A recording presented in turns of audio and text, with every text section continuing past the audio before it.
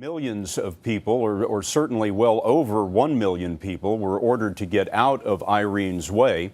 And among them were the residents of Long Beach, New York, on the south shore of Long Island. Despite the danger, some chose to ride out the storm at home. Byron Pitts is among those who rode out the storm. Tell us what's happening in Long Beach this morning, Byron. Well, Scott, we just got an update. More than 450,000 households and businesses have lost electricity on Long Island. That does appear to be the worst of it. As for here in Long Beach, there was a mandatory evacuation order, but many people decided to stay behind. They waited until the 11th hour, but by early this morning, the Lassiter family in Long Beach had seen enough. We're expecting this place to be pretty washed out when we get back. Long Beach got its first taste of Irene at 6 this morning. This time yesterday, 100 yards of pristine beach separated the boardwalk from the ocean.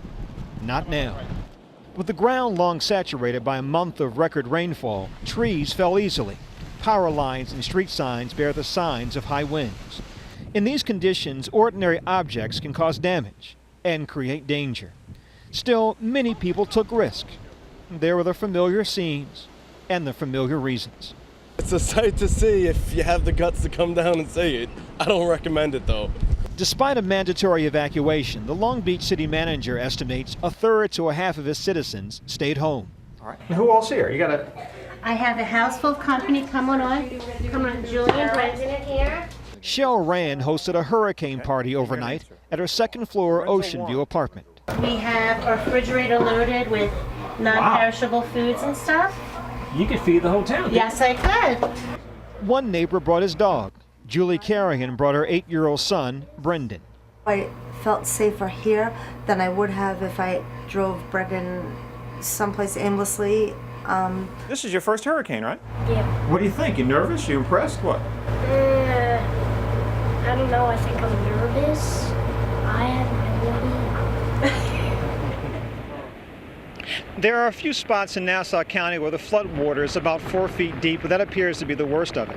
And Scott, interesting enough, there's a major surfing tournament scheduled for Long Beach on September 1st. There are a number of professional surfers in town. I talked to a few a while ago, and they said they can't wait to get back in the water today.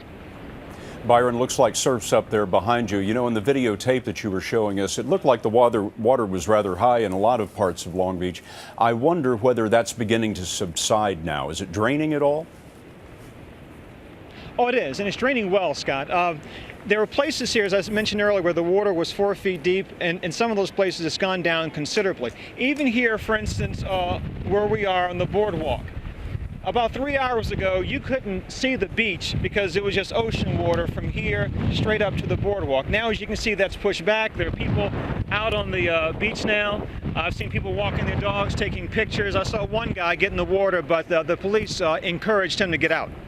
Things improving dramatically in Long Beach, New York. Byron, thank you very much.